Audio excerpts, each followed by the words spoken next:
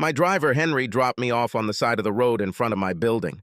The traffic this morning due to Christmas shopping wasn't too bad, and we managed to get here from my estate. "What time do you want to leave today, sir?" he asked. "Most likely 5 o'clock, Henry. And please, for the 1000th time, call me Chris." I slid into the luxurious leather seat and stepped out the back door of my Rolls-Royce, carefully picking my way through the puddles on the pavement. My shoes cost $1,000 a pair, and although I could easily afford new ones, I took care of them. I also didn't want to get the pants of my $5,000 suit or my expensive cashmere coat all over the place. The doorman respectfully held the door for me while Henry drove the limousine to my private parking lot underneath the building. Using the reflection in the glass, I made sure that my new EMPA gold tie, $8,500, lay flat. It was woven from real gold threads intertwined with silk. I fiddled with it for a moment before walking through the door. I waved to the ladies at the reception, knowing that they had already spread the word that the boss was in the building. A newly installed 6-meter tree next to the reception desk sparkled with colorful lights. The tinsel hanging from the branches twisted and twirled in the light currents of air, shimmering with all colors. Decorative gifts were laid out under the tree. Last night, the employees were getting together for a holiday party. As the CEO of the company, I should have been there, but the game on TV was more inviting. As I headed to my office, I once again admired the antique Greek marble we used for the floors and walls. It was recovered from a 300-year-old Greek villa damaged by an earthquake and was delivered at considerable expense. Contrasted with the rich woodwork that adorned my massive corner office, it gave the impression that the company was doing very well. Expensive original works of art hung on the walls, complementing the luxurious furniture, and an extra-large desk imported from Italy. With hand-knotted wool rugs scattered throughout, it was a very comfortable place to work. The view of the entire city often distracted me from my work. The floor-to-ceiling views of the ocean and mountains were breathtaking. The city authorities had decorated all the trees on the street with Christmas lights, and together with the buildings and decorated houses visible in the distance, it looked very beautiful. Beautiful, but, in my opinion, wasteful. I've come a long way since we started working. I came out of nowhere to get to this place. We now owned the entire building from top to bottom, without a mortgage. We have a factory outside the city, and I expected to pay off this loan within the next 6 months. This would free the entire company from debt and would be worth hundreds of millions. I stood at the window and looked at the world, experiencing a feeling of great satisfaction. Life was good. Christmas was approaching, and I was thinking about what to give myself. I had my eye on a Ferrari Scaglietti, although I thought the price of $4.8 million was too much. The Lamborghini Agoista cost only $2.6 million. I briefly toyed with the idea of buying both cars. I could afford it. True, the garage would have to be expanded. Rolls-Royce, Porsche, and Corvette have already filled it. The car salesman was following me around, waiting to decide if I wanted it for Christmas. But it seemed a little ostentatious. I'll wait a little longer. The door opened behind me and my assistant Laura walked in holding a cup of my favorite Kopi Luwak coffee. Coffee beans pass through the digestive system of a civet cat, a creature that resembles a cross between a raccoon and a cat. The beans are hand-picked from their feces and imported here from Indonesia. Depending on availability, they cost me anywhere from $100 to $500 per pound. But the coffee is incredible, and I only share it with our best customers. As always, I admired her slender figure as she carefully crossed the office, trying not to spill a single drop of the precious liquid. She was simply stunning. 28 years old, only 5 years younger than me, and I've always had an undeclared desire for her. I had thought about asking her out more times than I could remember, but I had set ironclad rules against fraternization at the company, and asking her out would have violated those. She was the first employee I hired when I could afford it after starting the company, a young, energetic, 22-year-old girl, fresh out of college with a degree in business management and eager to get started in the business world. She had an unsuccessful marriage and a small son, from her student husband, who disappeared. I could never remember the child's name, but I knew he was about 7, maybe 8 years old. She handed me the coffee as I looked at her height, 5 feet 2 inches, dark hair that curled to chest level, a cute button nose, and warm dark brown eyes that you could get lost in. If she weighed more than 110 pounds, I would be surprised. Even though I tried not to look at her, my eyes continued to move down her body. I didn't want anyone to get the impression that I was looking at her. I frowned, noticing that her skirt looked a little frayed. We wanted to make a good impression here on the executive floor and had to dress accordingly. As if she had read my thoughts, she smiled. I need to replace this skirt, but it's my favorite, and it's hard to give it up. I nodded my head. She will take care of this problem. So, what's on our agenda today? There's actually very little to do today. We're entering the Christmas quiet period. She held out the tablet to show me my appointments. She was right. There was nothing that important. Unlike many days when we started, we worked 12 to 14 hours to cover it all. She always supported me. I made a decision. There's nothing here that you can't handle. Call Henry and ask him to return the car. Call my club and ask for a racquetball partner, then make a reservation for me for lunch. After lunch, let them book a massage with Michael. Make it lasting. I'm feeling a little sore from everything my personal trainer has put me through over the past few days. Could you also call home and let Bertha know that I want to have dinner early? There will be another game tonight. Got it, boss. Seriously, Laura, how many times do I have to ask you to call me Chris? It used to be Chris, but at some point she started calling me boss. Sorry. What about tomorrow? An embarrassed expression appeared on Laura's face, and she tapped her finger on the notepad to call up tomorrow. A meeting is scheduled for tomorrow morning, then lunch, and part of the afternoon. Sorry, Chris, I don't remember booking this appointment, and I looked everywhere. There are no records of this. I have no idea how this happened, and I can't tell who it is or what it's about. I'm really sorry. Well, I think tomorrow we'll be flying by the seat of our pants. I laughed to alleviate her embarrassment. In truth, Laura made damn few mistakes, much less big ones. It was a lot of unexplained time to meet.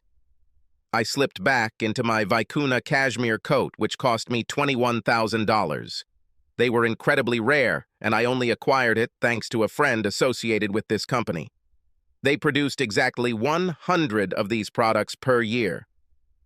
Then another thought came to my mind. I've noticed that there's a little less tape, Laura.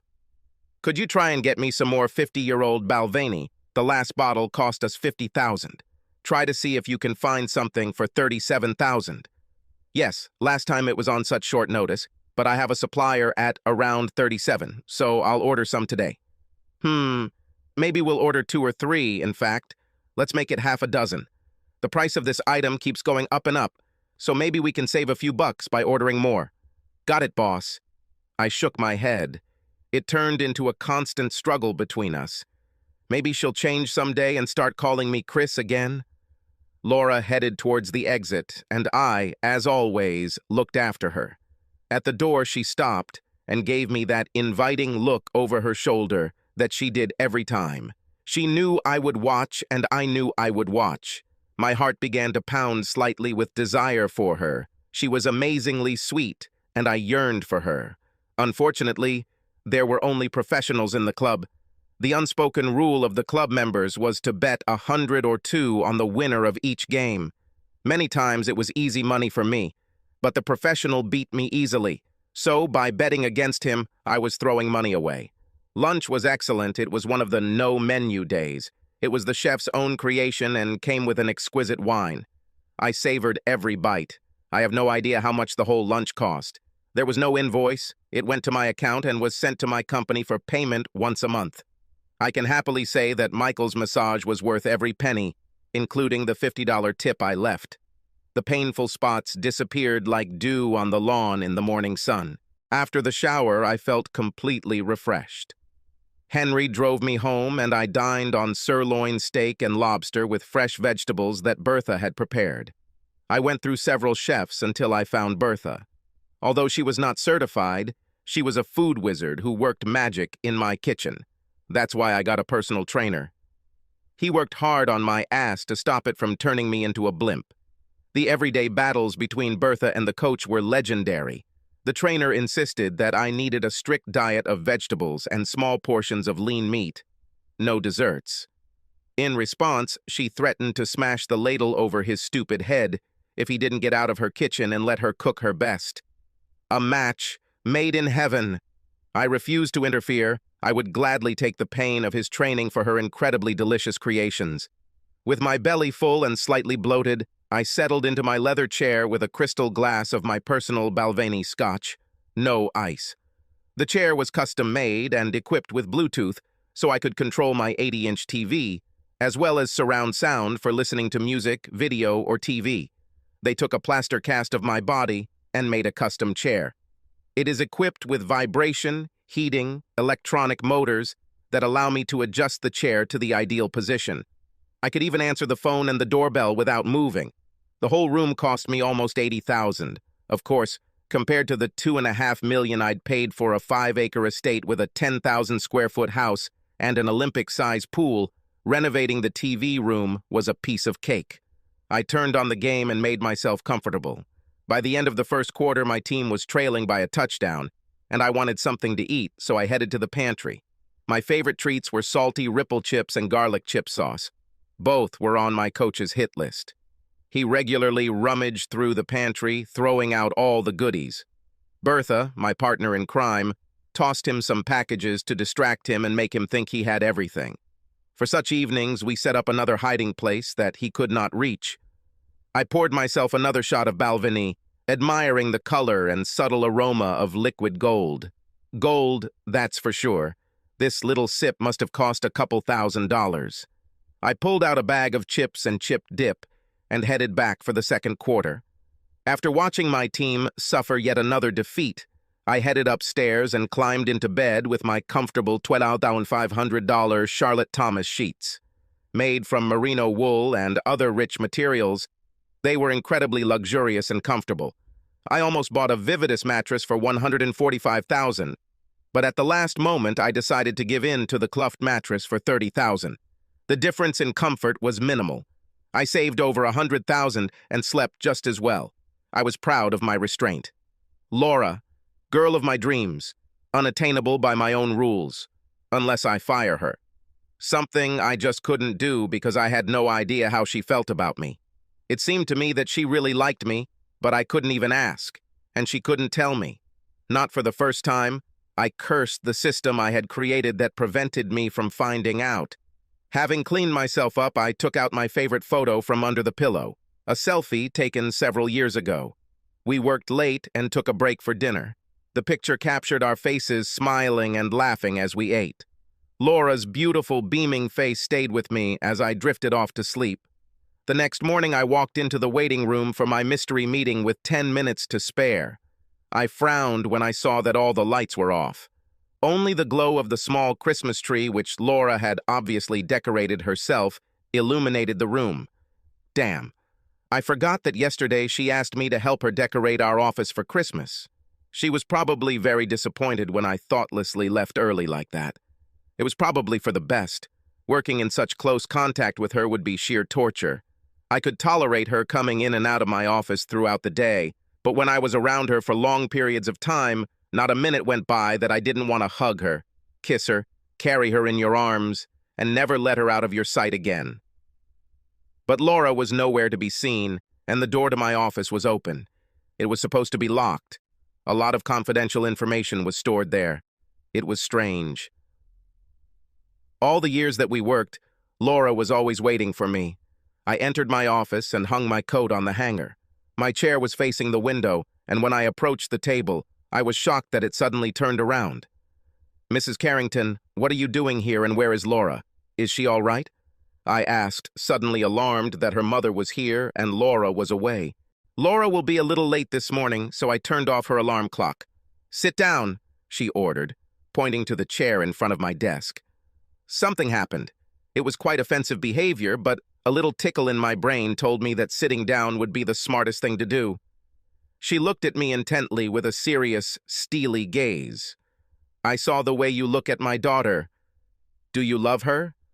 Wow. right on point. I immediately wanted to say that it was none of her business, but again, something in her look told me that my answer was important. Now was not the time. Yes, even more than I can tell you, I admitted. But I established these stupid rules of non-brotherhood in the company many years ago, and I don't dare say anything. She nodded. I thought so. Today, you and I are going on a journey. You will have questions, but you should save them for later. You yourself will understand when to ask them. Just so you know, I was the one who got hold of Laura's tablet and keys at home and booked this time with you. She has nothing to do with this and has no idea I'm here. She looked at her watch. We must go if we are to complete the first leg of our journey. Okay, I agreed. The few times I met Laura's mom, she seemed like a serious lady, not the type to waste my time without any serious intentions. She went to a lot of trouble for this. Whatever it was, it had to be damn important to her to take such drastic measures.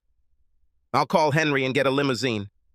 No limousine, she said, walked around the table, rummaged in her bag, and pulled out a windbreaker.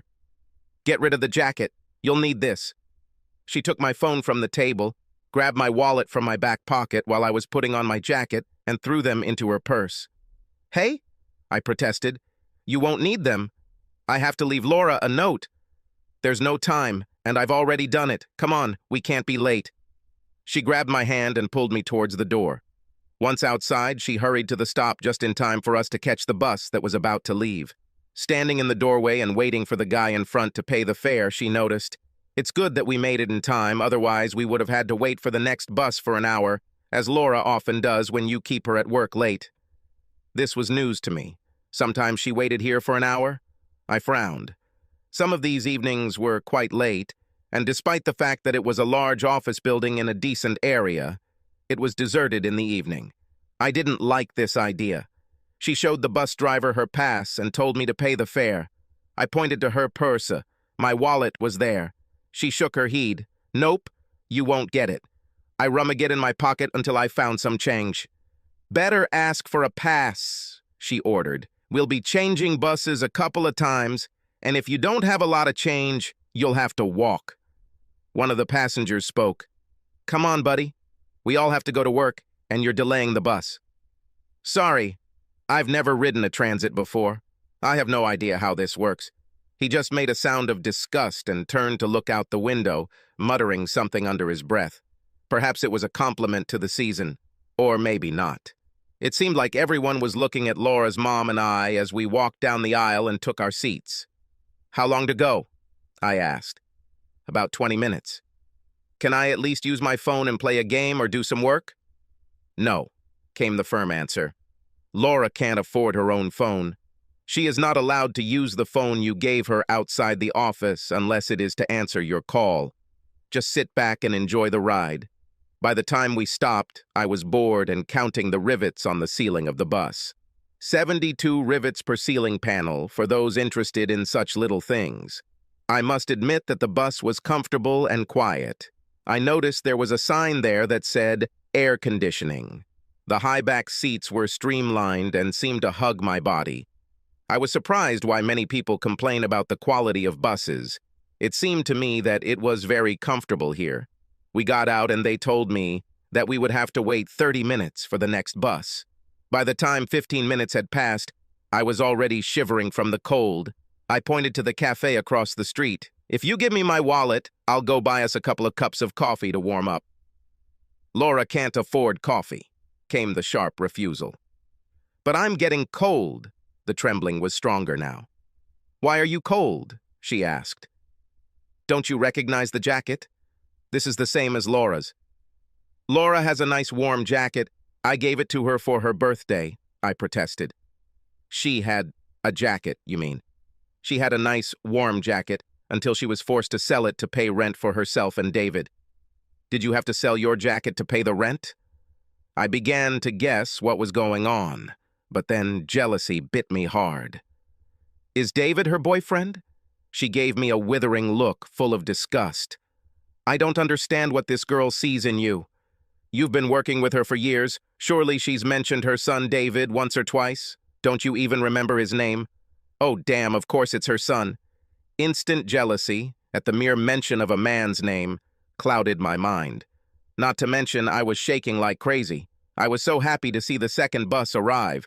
It wasn't that warm inside, but it was definitely warmer than outside. "How much longer to go?" "30 minutes," came the answer.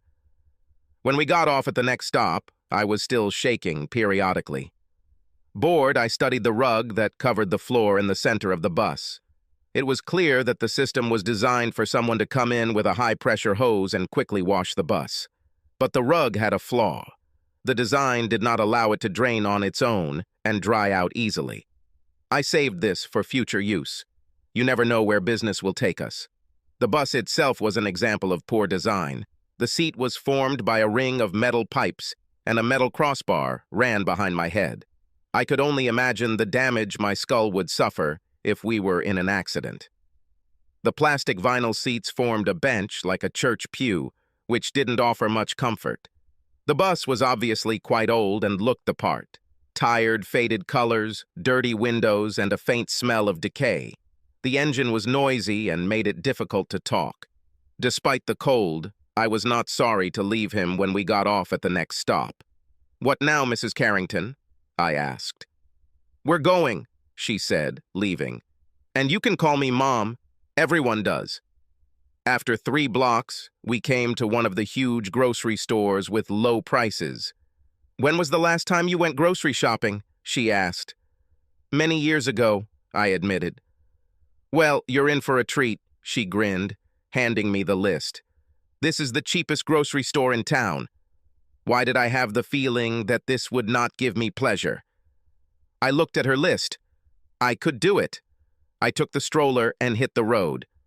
"I'll wait for you at the checkout," she called. The purchase was a shock. The prices for food, in my opinion, were exorbitant. Especially the prices of meat made you feel like someone had a gun to your head. To pass the time, I started a game of guessing the price before I found the item. In almost every case, I was wrong in my assumptions. Everything was expensive. I finished feeling proud of myself and then had to stand in a long line. There weren't enough open cash registers, at least it was warm. Finally, I walked through and the cash register showed just over $280. I extended my hand to my wallet and my mother took it out. "Oh my God," she said, taking out the $5,000 in cash I kept in it. I was afraid I was going to have to pay for this part. She handed me $200. I pointed to the cash register. "Here, it's $280. She pointed to a pile of products on the conveyor belt. "This is what 2 people need to survive." Then pointed to the cash in my hand. "This is what Laura can afford. You'll have to give some of it back." "Oh, come on," I whined. "Just give me cash or my credit card. I'll give her everything." "You're a smart man, Chris. Laura makes decisions like this all the time. Surely you're as tough as she is, aren't you?" The sarcastic notes in her voice made me believe that she didn't think like that at all. I have never been so ashamed in my life. Obviously, the meat had to be returned. I tried to choose things that I thought would be nutritious and would last a long time. But to be honest, I had no idea. Really, I had no idea. Someone took care of all this for me, and someone else paid. A long line muttered unpleasant words at me while I sorted things out and made decisions.